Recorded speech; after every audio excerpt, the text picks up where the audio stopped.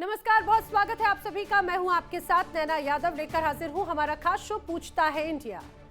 इतिहास इस बात का गवाह हमेशा रहा है कि अत्याचारियों और तानाशाहों का अहंकार एक ना एक दिन चकनाचूर जरूर होता है। सत्ता और शक्ति पाकर अक्सर लोग ये मुगालते पाल बैठते हैं कि वो अपने इशारों पर पूरी दुनिया को नचाएंगे। दरअसल शक्ति के घमंड में उन्हें अच्छे बुरे की पहचान तक नहीं रहती, अपने परायों का भेद भी उन्हें समझ तक नहीं आता, क्योंकि वो तो अपने को समझ लेते हैं सर्वशक्तिमान, सर्वे सर्वा। लेकिन जब वक्त का पहिया घूमता है तो वो आ जाता है अर्श से फर्श पर। अमेरिकी राष्ट्रपति डोनाल्ड ट्रंप की भी हालत इन दिनों कुछ ऐसी ही है। पहले अपनी सनक में पूरी दुनिया में टैरिफ वॉर की तलवार चलाई और फिर एटम बम के बहाने ईरान पर अटैक कर दिया।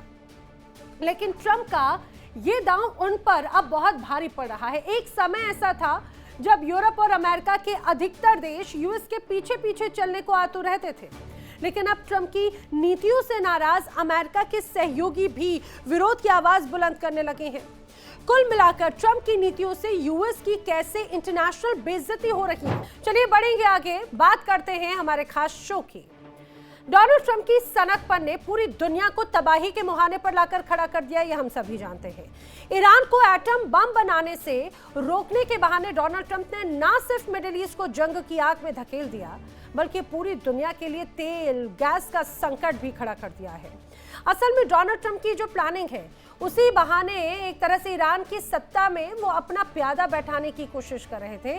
प्यादा बैठाकर अपने हिसाब से ईरान को चलाने की रणनीति है। लेकिन ईरान की जंग अब डोनाल्ड ट्रंप के लिए मात्र छलावा साबित हो रही है।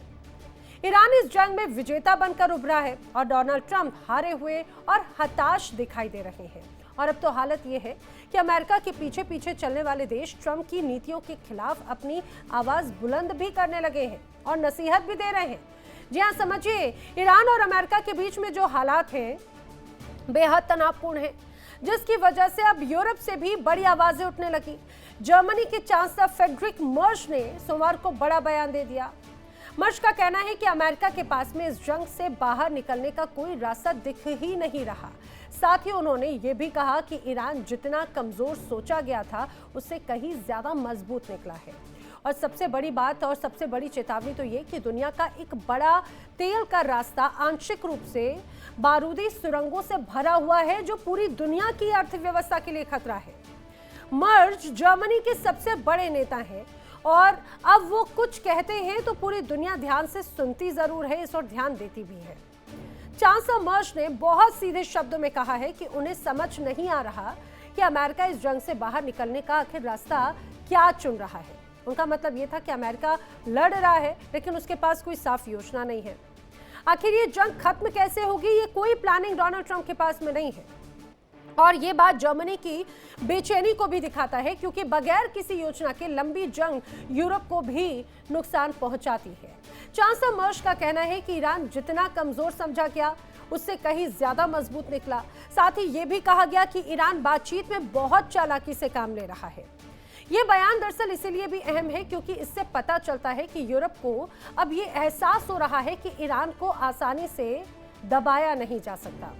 समझिए, सिर्फ यूरोप ही नहीं बल्कि अमेरिका के जो पड़ोसी हैं वो भी अब आंख दिखाने लगे हैं और ट्रंप को खरी खरी सुनाने लगे हैं। इसमें सबसे नया नाम उभर कर आया है कनाडा का।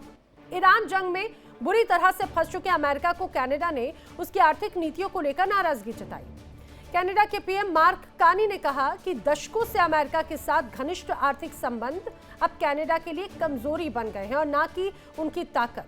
समझिए, ये बयान बहुत महत्वपूर्ण है। कनाडा के PM mark Carney clear cut America पर बड़े सवाल खड़े कर रहे हैं। ये वही अमेरिका और कनाडा है जिसके रिश्ते बड़े मजबूत माने जाते थे, क्योंकि अमेरिका कहीं ना कहीं उसे कंट्रोल करता था। अमेरिका डर दिखाता था, लेकिन अब ये डर कहीं ना कहीं खत्म होता हुआ नजर आता है। कनाडा के लिए कमजोरी एक तरह से घनिष्ठ आर्थिक संबंध बनते हुए नजर आते हैं, जिसे वो ताकत समझ रहा था। कार्नी ने कहा है कि दुनिया अब अधिक खतरनाक हो गई है और विभाजित हो चुकी है। अमेरिका ने व्यापार को लेकर अपनी जो सोच थी उसे भी बदल दिया है और टैरिफ को उस स्तर तक बढ़ा दिया जो आखिरी बार महामंदी के दौरान देखा गया था। समझिए कितना गंभीर है ये। अमेरिका के साथ में उनके अनुसार उनके जो संबंध है वो कमजोरी बन गए हैं और इसे सुधारना होगा। अमेरिका बदल गया है, इसका जवाब देना होगा, ये बात उनकी तरफ से कही गई है। दरअसल कनाडा के कुल निर्यात का एक बहुत बड़ा हिस्सा अमेरिका में जाता है और जब अमेरिका की जो नीतियां हैं जब उनमें बदलाव होता है तो कनाडा की अर्थव्यवस्था सीधे प्रभावित होती है। ट्रंप का जो टैरिफ वॉर है या अमेरिका फर्स्ट नीति जो है उस वजह से कनाडा के स्टील, एल्यूमिनियम, ऑटो और लंबर उद्योगों को बहुत बड़ा नुकसान झेलना पड़ा। अब तो कनाडा ये भी मानता है कि अमेरिका अब टैरिफ का उपयोग एक व्यापारिक दबाव के रूप में कर रहा है, जिससे 1930 के दशक की महामंदी जैसी स्थिति पैदा हो गई। अब नाटो ट्रंप की नीतियों के कारण पहले से ही त्रस्त था। जंग में ट्रंप का साथ देने से क्लियर कट इनकार कर चुका था। थाईलैंड जैसा देश भी अब ये कहने लगा है कि भाई अब अमेरिका से मदद ना उम्मीद की जा सकती है, देने की ना लेने की, किसी भी तरह की मदद नहीं कर सकता अब थाईलैंड जैसा देश भी। समझिए अब दूसरी तरफ मतलब जिस तरह से एक एक करके अमेरिका के तमाम सहयोगी आंख दिखा रखे हैं, उससे एक बात तो क्लियर कट साबित हो रही है कि ईरान जंग में अमेरिका की जो दुर्गति हुई उससे उसकी साख तेजी से गिरी। और ऐसी हालत में ये कहना गलत नहीं होगा कि ट्रंप की नीतियों से अमेरिका की इंटरनेशनल बेइज्जती हो रही है। और क्या इस इंटरनेशनल बेइज्जती का खामियाजा अमेरिकियों को भुगतना पड़ेगा या डोनाल्ड ट्रंप की सनकपन का कहीं ना कहीं खामियाजा पूरी दुनिया पर भार के रूप में पड़ेगा? सवाल ये कि डोनाल्ड ट्रंप की नीतियों से अमेरिका क्या अलग थलग पड़ गया है। सवाल ये भी कि डोनाल्ड ट्रंप के वाटरलू साबित होगा क्या मिडिल ईस्ट? अब आप ये समझिए अमेरिका की सुपर पावर इमेज क्या वो ध्वस्त होती हुई नजर आती है? करेंगे चर्चा। खास मेहमानों का पैनल इस दौरान मेरे साथ कनेक्ट हो रहा है, आइए आपको उनसे मिलवा देती हूँ। मेरे साथ रक्षा विशेषज्ञ retired brigadier Vinod Dutta ji connect हो रहे हैं। रक्षा विशेषज्ञ retired group captain UK Devnath ji मेरे साथ कनेक्ट हो रहे हैं। विदेश मामलों के जानकार अरविंद सिंह तेजावत जी मेरे साथ में कनेक्ट हो रहे हैं। राजनीतिक विशेषज्ञ पूर्णिमा नाथ मेरे साथ में कनेक्ट हो रही हैं और ईरान मामलों के जानकार सैयद अली अदनान रिजवी साहब भी मेरे साथ में इस चर्चा में शामिल हैं। आप सभी खास मेहमानों का बहुत स्वागत है। ब्रिगेडियर दत्ता, शुरुआत आप ही से मुझे जरा बताइएगा कि ये जो पूरे युद्ध की तस्वीर नजर आई, उस बीच जो सुपर पावर का बलून था वो धीरे धीरे करके उसकी हवा निकली और अब तो ऐसा लग रहा है अब तो हवा निकलना भी बहुत पुरानी बात हो गई, वो पूरी तरह से ब्लास्ट हो चुका है। और उसका रीजन क्या सिर्फ डोनाल्ड ट्रंप मात्र है? बिल्कुल बिल्कुल। देखिए ऐसा है कि एक जमाना था, एक सदी थी जो यूरोप की थी वो ढल गई, एक सदी अमेरिका की है वो ढलने जा रही है और अगली जो सदी है वो एशिया की सदी होगी, जिसमें भारत और चीन एक ऐसा इतिहास लिखेंगे जो बड़ा ओवरवेलमिंग तरीके से पूरे विश्व को उसका स्वागत करना होगा। आज अगर देखिए ट्रंप साहब ने अगर मागा का जो कैप्शन दिया था या उन्होंने स्लोगन दिया था तो उन्होंने बिल्कुल मतलब वो कहते हैं ना कि मेक अमेरिका ग्राउंडेड अगेन, ये वाली कैंपेन भी शुरू कर दी है। आज तक इतिहास में, तारीख में अगर आप जाएं, कभी भी नेटो इतना कमजोर नहीं था जितना आज है, कभी भी अमेरिका इतना असहाय नहीं था जितना आज है, कभी भी कोई भी राष्ट्रपति अमेरिका का इतना परेशान नहीं था ये जितने ट्रंप साहब हैं। क्योंकि ट्रंप साहब देखिए मतलब कई बार मुझे लगता है कि ही इज काम, कूल एंड क्लूलेस। उन्हें पता ही नहीं है कि साहब दुनिया में हो क्या रहा है, किस तरह के वक्तव्य देने चाहिए, किस तरफ। अब उन्होंने एक बीड़ा उठा लिया था। उर्दू में एक बड़ा अच्छा शेर है जिसमें कहते हैं ना कि बदलना तो चाहता हूं मैं निजाम हुकूम, बदलना तो चाहता हूं मैं निजाम हुकूम, पर मेरे बस की बात नहीं। क्या बात? वही चीज चरितार्थ होती दिखाई दे रही है। आप ये देखिए हर फ्रंट पे आपने देखिए WHO से आप अलग हो गए, नेटो की फंडिंग आपने काफी कम कर दी है, नेटो के देश आपको आंखें दिखा रहे हैं। तो ये बताता है कि साहब अमेरिका का जो मतलब एक खौफ था, एक जो उसका वर्चस्व था, किस तरह से वो धीरे धीरे ढलान पे है। और आप ये देखिए इंग्लैंड ने बिल्कुल साफ कह दिया कि साहब हमारे हित में ये युद्ध नहीं है, हम नहीं जाएंगे। थाईलैंड, मलेशिया जैसे छोटे छोटे देश हैं, वो भी अगर इस तरह का मतलब अगर अमेरिका से इत्तेफाक नहीं रखते तो ये बताता है कि कैसे अमेरिका की जो साख है वो दिन पे दिन गिरती जा रही है। और उसके लिए केवल ट्रंप साहब ही जिम्मेदार हैं, क्योंकि उन्होंने जिस तरह की नीतियों को अपनाया है। पहली बात तो उन्होंने, आपको याद होगा कारगिल युद्ध, क्योंकि मैं उसका हिस्सा था, वहां भी जब जनरल साहब ने वो उसको प्लान किया था परवेज मुशर्रफ साहब ने, तब उन्होंने प्राइम मिनिस्टर साहब को भी नहीं बताया था कि साहब मैं इस तरह से ऑपरेशन कोहे पैमा मतलब प्लान कर रहा हूं, वही चीज इन्होंने की है। इन्होंने किसी से कोई न तो परमिशन ली, न किसी को कॉन्फिडेंस में लिया, और उठ के एकदम जब वार्ताएं चल रही थी ईरान के ऊपर, आपने युद्ध कर दिया। तो ये बता रहा है कि साहब देखिए, युद्ध शुरू करना बड़ा आसान है, लेकिन कॉन्फ्लिक्ट टर्मिनेशन भी एक बहुत बड़ा इंपॉर्टेंट माइलस्टोन होता है, एक रणनीति का बहुत अहम हिस्सा होता है, और वही अमेरिका शायद लैग कर रहा है। आपने ऑपरेशन सिंदूर में देखा किस तरह से भारत ने अपने जो ऑब्जेक्टिव से उनको अचीव किया, और कॉन्फ्लिक्ट को एकदम राइट मोमेंट पे टर्मिनेट किया। हालांकि ऑपरेशन सिंदूर अभी भी चालू है। अगर इस तरह की कोई हिमाकत पाकिस्तान की तरफ से हुई तो बदस्तूर इंडिया उसका जवाब देगा। ब्रिगेडियर दत्ता, मुझे तो लग रहा है डोनाल्ड ट्रंप का यही तो एक तरह से नैरेटिव, फेक नैरेटिव हमेशा से वो रहता है कि एक बड़ी इमेज को पेश किया जाए, भले ही अंदर कुछ ना कुछ गड़बड़ चलती रहे। लेकिन पूर्णिमा नाथ जी का मैं जल्दी से इसी पर रिएक्शन लेना चाह रही हूँ। पूर्णिमा नाथ जी, जैसा कि ब्रिगेडियर दत्ता भी कह रहे हैं कि भाई मेक अमेरिका ग्रेट अगेन वाला नारा, बड़ी पिक्चर दुनिया को दिखाई और बड़े सपने खासतौर से अमेरिका वासियों को दिखाए गए, लेकिन वो मागा का असल में कहीं ना कहीं ये तो नहीं था उद्देश्य कि मेक अमेरिका ग्राउंडेड अगेन, जो एक बार फिर से तस्वीर यहाँ पर शुरुआत होती हुई नजर आ रही है। नमस्ते, अप्रिशिएट यू कॉलिंग मी। जय हिंद। पहली बात तो ये है कि ये बहुत दुख की बात है, आज मैं अमेरिकन होके आपके चैनल में जाके इस बात में विश्लेषण कर रही हूँ काफ़ी टाइम से, और ये स्पेसिफिकली बहुत क्लियरली भी ये बता रही हूँ, मेक अमेरिका ग्रेट अगेन हमारे सामने जो प्रस्ताव रखी गई थी हमारे लिए वो अच्छा था, लेकिन वो जो कह रहे थे वो सही था।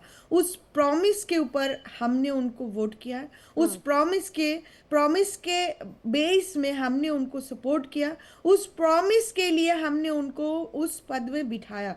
लेकिन just like any other politician, any other political party, any other country, इन्होंने भी हमें झूठ बताया।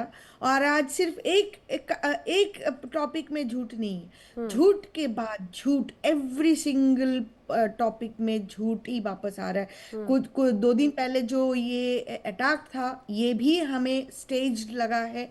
आज जो बॉलरूम के बारे में बात हो रही है, it was literally right away they were talking about ballroom. It was, ये अगर क्लियर नहीं करता कि अटैक स्टेज्ड है तो मुझे नहीं पता क्या क्लियर करेगा। आज जो $200 मिलियन का बजट $400 मिलियन हो गया, प्राइवेट डोनर से की बात करते करते आप टैक्स पेयर पे आपने आपकी वैनिटी प्रोजेक्ट थोप दिए। लोग यहाँ पे अफोर्ड नहीं कर पा रहे हमारी gas, groceries, energy cost, health care, rent and literally cost of living. आज आपकी प्रायोरिटी है बॉलरूम, आपकी प्रायोरिटी है एक मॉन्यूमेंट, आपकी प्रायोरिटी है फाउंटेन रिफर्बिश करना। This is what's happening in our country today. And Donald Trump, specially speaking, in the last year he made $4 billion. यहाँ पे जॉब कट्स हो रही है, यहाँ पे लोगों के पास खाने के लिए प्रॉब्लम हो रही है, दे आर बिकमिंग पुअरर। वो पैसे पे नहीं कर पा रहे, वो क्रेडिट में चले जा रहे, वो डिफॉल्ट हो रहे, और Donald Trump and his family is making money. Just a few days ago, Eric Trump, his younger son, has gotten a $24 million Pentagon contract. Madam, this is a corruption that मैंने आपकी country में पहले देखी हुई है। मेरी जन्म India में हुई है, करप्शन बहुत पास से देखी हुई है हमने, और हम 1000 फीट से हम करप्शन स्मेल भी कर सकते हैं। क्या पूर्णिमा जी, अंग्रेज गए तो करप्शन देकर गए और साथ में लेकर भी चले गए क्या? आई एम सॉरी मैडम, अगर करप्शन करना होता ना वहाँ पे बैठ के करते, वहाँ पे लोगों को इस्तेमाल करके वो पैसे बनाते, यहाँ पे आके ऑनेस्टी की कमाई करने की कोशिश नहीं करते, है ना। और वहाँ पे अगर आप लोगों का ये कास्ट का प्रॉब्लम, मैं आपको नहीं बोल रही हूँ, मैं एक जेनेरिक वे में बोल रही हूँ, जो अंग्रेज गए तो वो करप्शन लेकर गए, आप उसको अपने ऊपर दिल पे मत लीजिएगा पर्सनली। अपने देश छोड़ के कहीं और चले आए। और ये बात मैं आपको थोड़ा क्लियर कर दूं, ये आपके लिए नहीं था, आप उसको शायद मिसअंडरस्टैंड कर रही हैं, मैं ये आपके लिए नहीं बोल रही हूँ, एक जेनरिक वे में कह रही थी। अच्छा, मुझे एक बात बताइए, आप कह रहे हैं कि अमेरिका में डोनाल्ड ट्रंप की ये जो तमाम नीतियां या इस रूप में है, इतने लंबे वक्त से सुन रहे थे कि विपक्ष जो है वो बिल लेकर आ रहा है, महाभियोग का सामना करना पड़ेगा, क्या उसका भी असर नहीं पड़ा है क्या ट्रंप पे? पूर्णिमा जी, ये मेरा आप ही से सवाल था, आप मुझे सुन पा रही है क्या? ना बोलिए। हाँ, मैं बोल रही, पहली बात तो ये कि आप उसको अपने ऊपर मत लीजिएगा। मैं जेनरिक, जब अंग्रेजों का शासन था, मैं उस चीज को लेकर बोल रही थी। और मैं दूसरी बात ये कहना चाह रही हूँ, जब इतना दबाव बनाया जा रहा था, अभी खबरें आ रही थी कि डोनाल्ड ट्रंप पर महाभियोग लगेगा, उन पर एक्शन लिया जाएगा, तो क्या उसका भी असर उन पर पड़ता हुआ नजर नहीं आ रहा है क्या? देखिए ना, at this point of time अभी रिपब्लिकन पार्टी का सिचुएशन ऐसे हो चुका है कि अभी हमारे पास कोई और नेता है नहीं, वो उनको एक नेता, एक पार्टी बना दिया। लिटरली रिपब्लिकन पार्टी का जीओपी जो है उसका रीनेम, रीब्रांडिंग हुई है, लास्ट वीक में हुई है। वो जीओपी से रिपब्लिकन बना दिया गया है। और ग्रैंड, मैं काफी टाइम से बोल रही हूँ, ग्रैंड ओल्ड पार्टी से ग्रैंड 1% पार्टी बन गया। तो ये शायद कहीं पे किसी ने देखा होगा, वट एवर द रीजन, उन्होंने रिब्रांड किया हुआ है। आज जो सिचुएशन है, आप घर बाहर जाइए, रिपब्लिकन पार्टी की ये सिचुएशन हो चुकी है, कोई सुनना भी नहीं चाहते रिपब्लिकन पार्टी के मेंबर हो। मेरे मैं इंटरनली मैं फाइट कर रही हूँ, मेरा मेंबरशिप कैंसिल करा गया है, मेरा जो कांग्रेशनल रेस है उसमें बाधाएं डालने की कोशिश करा जा रहा है। ऊपर से मैं ना व्हाइट हूँ ना ब्लैक हूँ, मैं ब्राउन हूँ और इमिग्रेंट हूँ। उनके हिसाब से हम लोग इमिग्रेंट होके यहाँ पे रह क्यों रहे? हमें तो यहाँ पे नहीं भी आना चाहिए। ये एक बहुत बड़ा at the end of the day हमें स्केपगोट बनाया जाएगा। और एक Hindu named CEO of Indian origin आज तक कभी हिंदू इश्यूज को उठाया नहीं। देखिए, ये बड़ी बात, ये एक बड़ी बात हो जाती है। यूके देवनाथ जी, क्या यही एक तरह से नाराजगियों का बड़ा पुलिंदा नजर आता है? और डोनाल्ड ट्रंप बखूबी जानते हैं ऐसी परिस्थितियां हैं। अभी हाल ही में हमला हो गया, लेकिन वो हमला भी उस तमाम नाराजगी, डोनाल्ड ट्रंप पर उठ रहे सवालों को कम नहीं कर पाया। देखिए, डोनाल्ड ट्रंप की जो पर्सनैलिटी है उसे समझना पड़ेगा। वो चाहते हैं कि खुराफाती हरकतें करे। खुराफाती हरकतें करने पर भगदड़ मचती है। और ठीक जब भगदड़ मचती है, उसी मौके पे शेर जो है खरगोश को उठा के ले जाता है। ये जो हम में से मैनेजमेंट कर चुके हैं, ये ट्रेट सिखाया भी जाता है। कुछ टॉप सीईओज होते हैं, चाहे कंपनी के सीईओ हो या एक देश के सीईओ हो, प्रेसिडेंट डोनाल्ड ट्रंप, उनमें ये ट्रेट होता है कि प्रेडिक्टेबिलिटी, कि आप अब क्या करने वाले हो अगले 1 घंटे में, 1 दिन में, 1 हफ्ते में, किसी को नहीं पता होना चाहिए।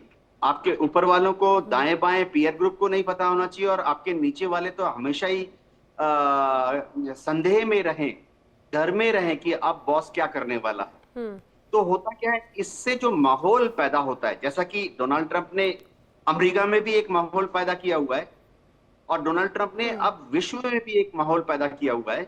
तो जब जो हरकत होती है, भगदड़ होती है, कंफ्यूजन होता है, तो डोनाल्ड ट्रंप अपना छक्का मारते हैं। क्लासिक एग्जांपल है कि वो चाहे युद्ध हो या शेयर मार्केट हो, वो एक तरीके से ही डील कर रहे हैं। एक बयान देते हैं, उनको मालूम है कि इससे शेयर मार्केट गिरेगा। जैसे कि वो एक बयान दे देंगे जो कि सेंटिमेंटल बयान होगा कि अब मैं ईरान को मजा चखा दूंगा। आप देखेंगे कि इस बयान के साथ ही कल सुबह भगदड़ मच जाएगी, शेयर मार्केट दुनिया भर में क्रैश होंगे, सस्ते में खरीद लेंगे। वो उनके मित्र, इनसाइडर ट्रेडिंग की नहीं बात कर रहा हूं, ये तो इनसाइडर ट्रेडिंग तो बहुत छोटी चीज है, ये स्ट्रेटेजिक नेगोशिएशन करते हैं वो।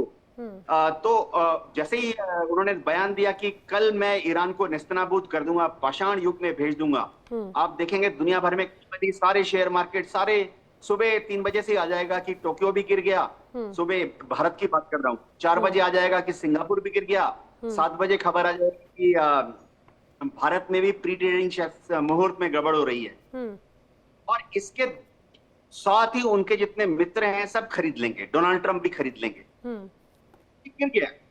और उसके यही चीज वहां रियल एस्टेट के साथ करते हैं। उनको जब एक होटल लेना होता है, वो ऐसा एक कैंपेन चलाते हैं, अपने कंपटीटर का होटल का जो हॉस्टाइल टेक ओवर करना होता है। कोई भी मैनेजमेंट को ये ट्रिक मालूम है, खबरें फैला दो कि वो होटल तो हाइजीनिक नहीं है, खबरें फैला दो कि उस होटल का तो इनकम टैक्स क्लियरेंस नहीं है, खबरें फैला दो कि उस होटल में तो लेबर प्रॉब्लम है, खबरें फैला दो कि उस होटल को तो गवर्नमेंट जो है बहुत जल्दी येलो लिस्ट, रेड लिस्ट में डालने वाली है, उस होटल में तो एनवायरमेंटल क्लियरेंस नहीं है। और जब उसकी रेपुटेशन गिर जाए, खरीद लो उस होटल को सस्ते में।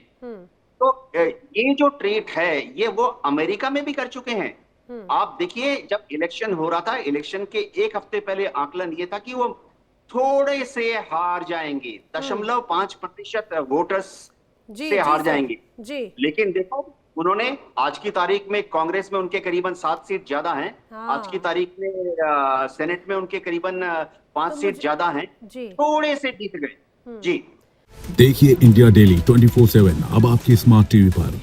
इंडिया डेली मौजूद है सभी डिजिटल प्लेटफॉर्म पर लाइव और लगातार। इंडिया डेली 24/7 हर दिन राष्ट्र को समर्पित।